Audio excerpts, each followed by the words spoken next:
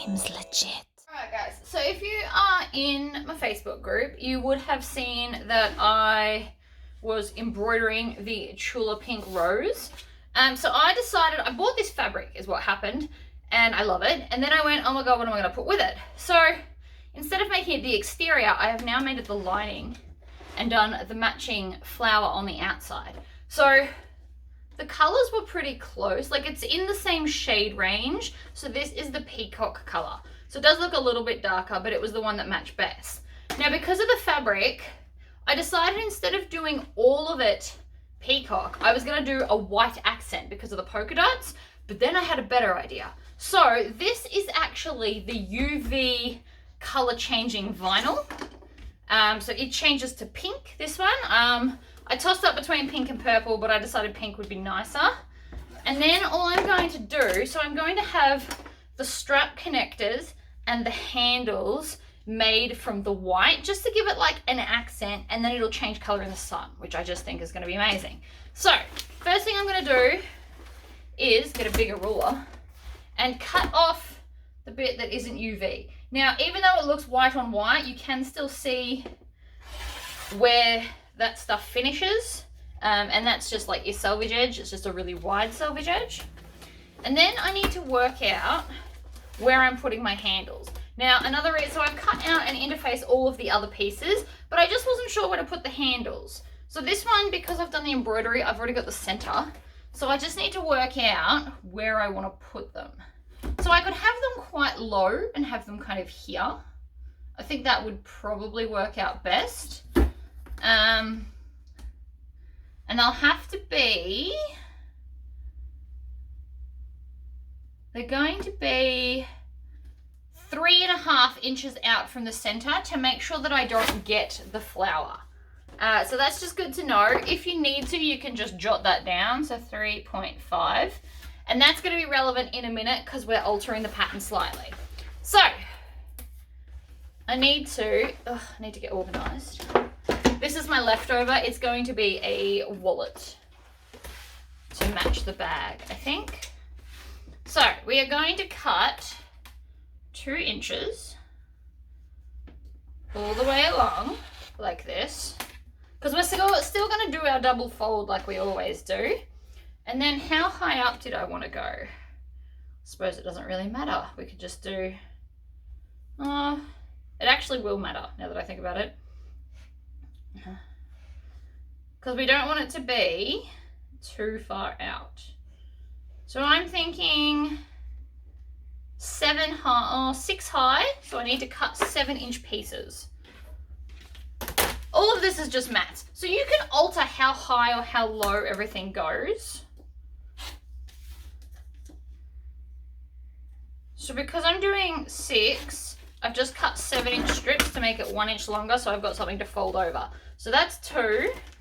We need to do 2 more. So I'll cut another strip.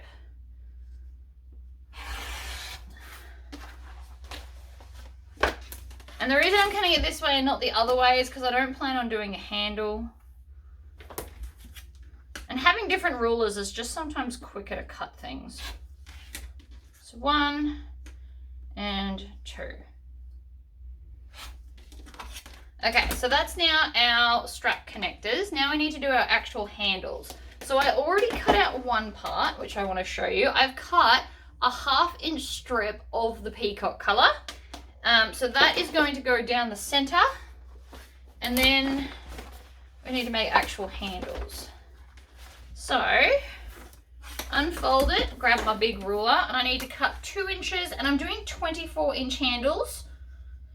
You can do them longer or shorter. The 3 main sizes that I personally use are 20 for short, 24 for average, and 30 if you want like long shoulder straps that isn't a crossbody. So they're my main sizes. Obviously you can do whatever you want.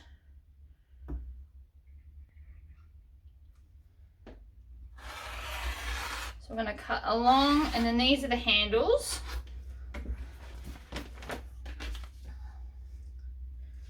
The reason I'm recording this is because of these random facts I'm adding in today.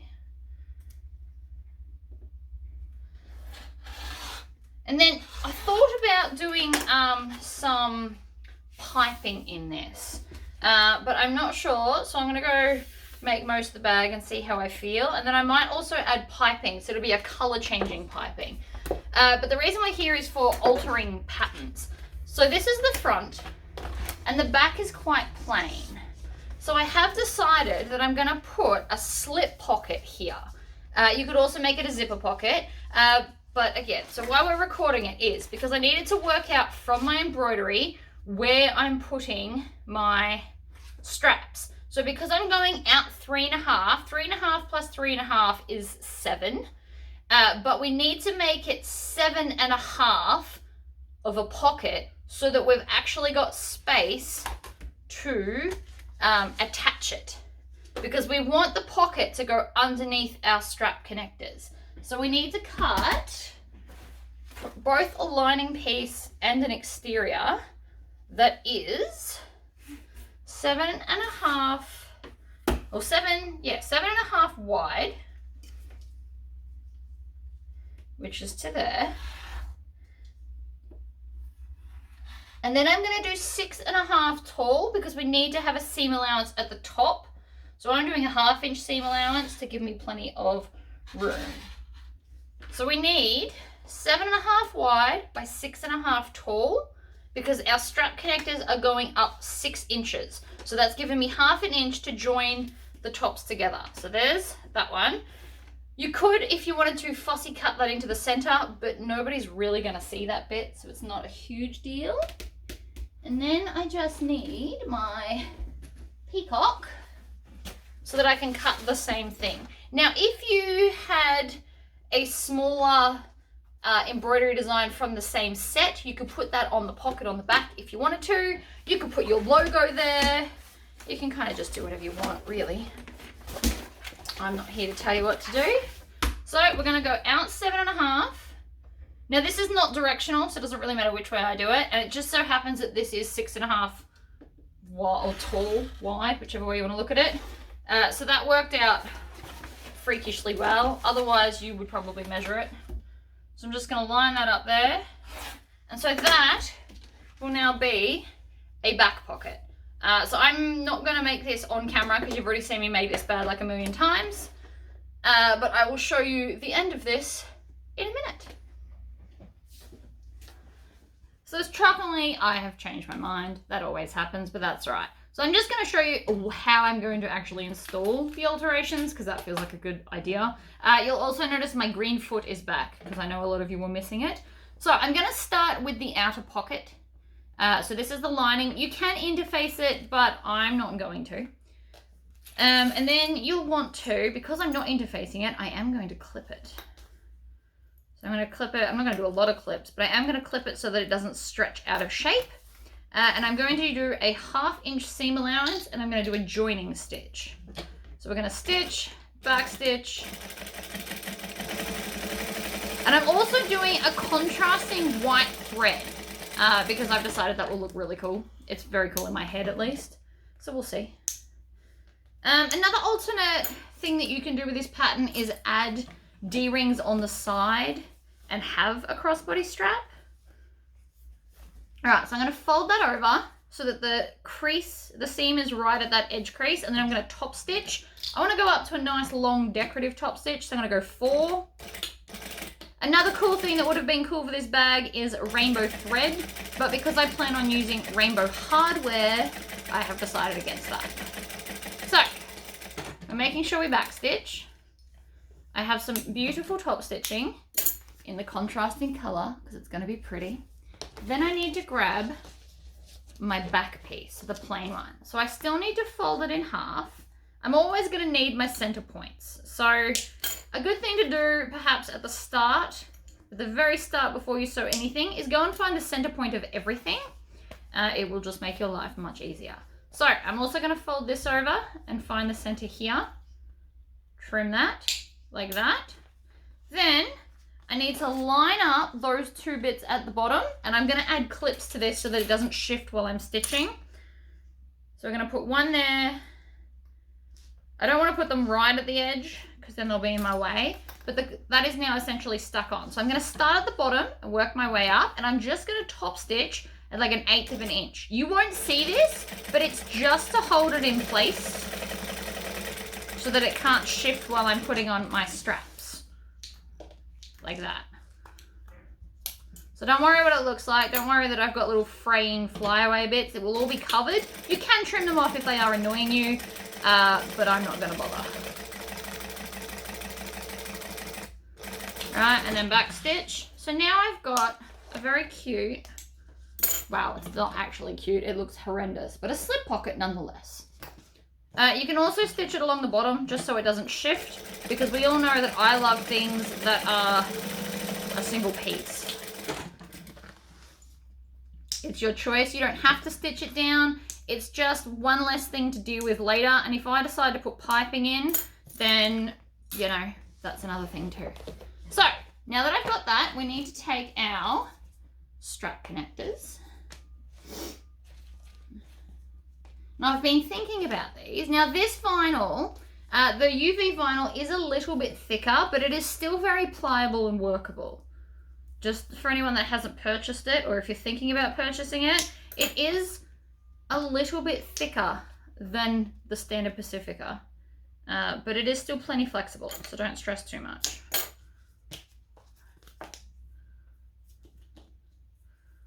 All right, so I'm just gonna put some double-sided tape down the center, and then I'm trying to decide if I want to put a strap piece down the center like I plan on doing for the handles. So we're just going to see what it looks like, because I quite often change my mind when designing, and don't think that you can't. Don't think that once you've made up your mind on something you can't go, oh no, this will be better. Like, do you the best way you can do it. Alright, so this is what it'll look like if I don't have a strap. It'll just be solid white that will change color. But the handle will have the strap on it. I think I'm okay with that, actually. That'll look nice. It's a nice kind of stark contrast. I know it's white now. It will go pink. Or purple, pink, yeah. It'll go pink in the sun, which is just cute. All right. So what I need to do now is I need my rectangle rings, which I haven't grabbed yet because I'm doing a video and I wasn't concentrating. All right, let me pause it and I'll get the rectangle rings and then I'll show you what we're up to. I really envision the rainbow with this because I don't know why, really. All right, so we're gonna measure 1 inch, put that there, fold it over, clip it. So that is now our strap with our beautiful rainbow hardware, which is gonna look amazing. You know what? I probably should have made these a little bit longer now that I'm looking at it, but that's okay. It's all gonna work out. I might just have to cut some more. So what I'm doing is if I line that right up against the edge, see how it's not, we need it to go over this. So either I can take this off and put it down. In fact, I might do that because that feels like the easier option. So I'm gonna cut this off because I stuffed up. I wasn't thinking. I just need to move it down like 1/2 inch. I don't use a quick unpick, by the way. I just snip the threads. It's who I am. I'm cool with it. So, in conclusion, we need to cut this 6 inches and not 6.5 inches, or make these strap connectors longer. Because I don't want to see any of my raw edges anywhere. This is the downside to attaching it to the bottom. It's more to cut off. It'll be fine.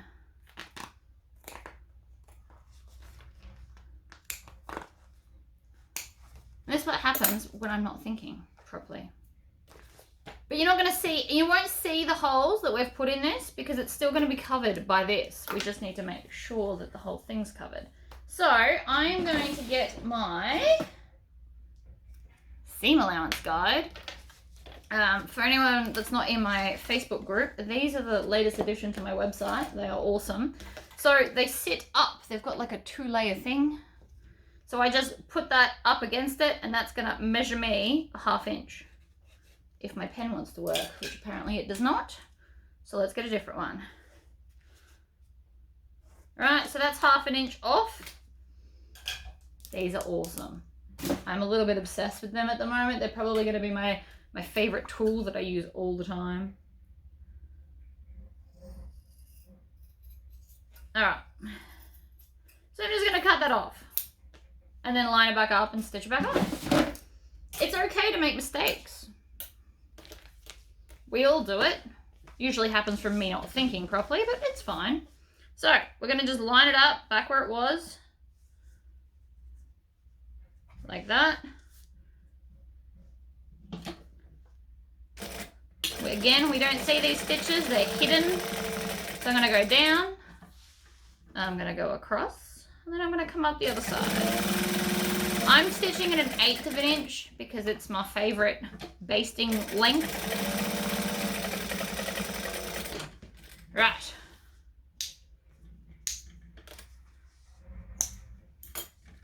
So now that's on. And hopefully going to work out a bit better.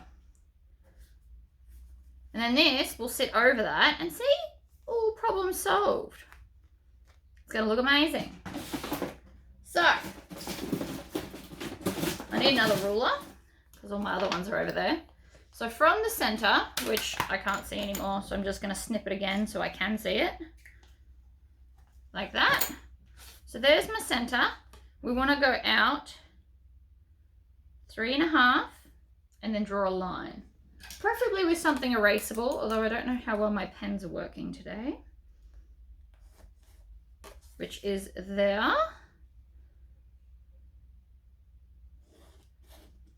And then the other way. So we're going to go out 3.5, which is there. Doesn't matter that the pocket's not even because we're not going to see it.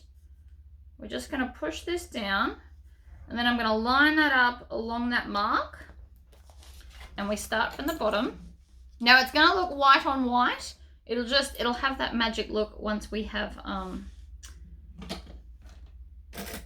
put it in the sunshine. So I'm still on a size 4 decorative stitch length. I'm going to take off the clip now that I'm getting closer. And then we're going to go across.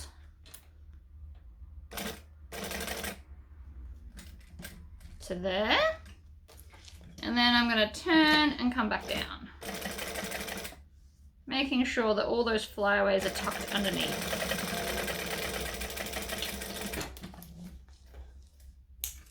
So it is quite wide, but it needs to be wide because of the flower on the front, and also wider gives us a bigger pocket, so something else to think on. All right. So we're going to fold both sides into the center, and we want this join side to be on the back so that we don't see it.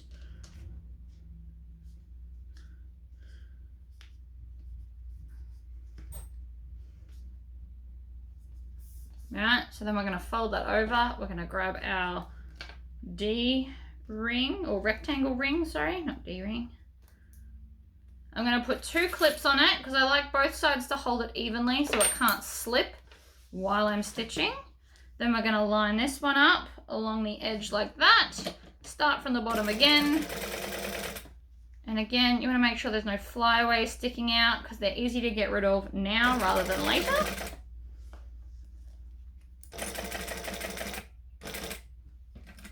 Needle down, pivot, across,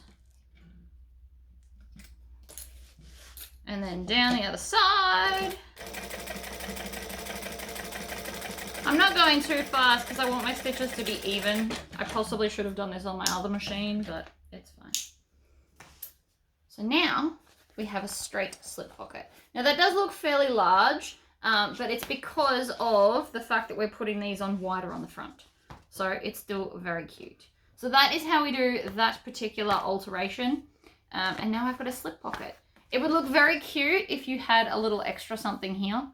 But also it now just won't take away from my actual bag.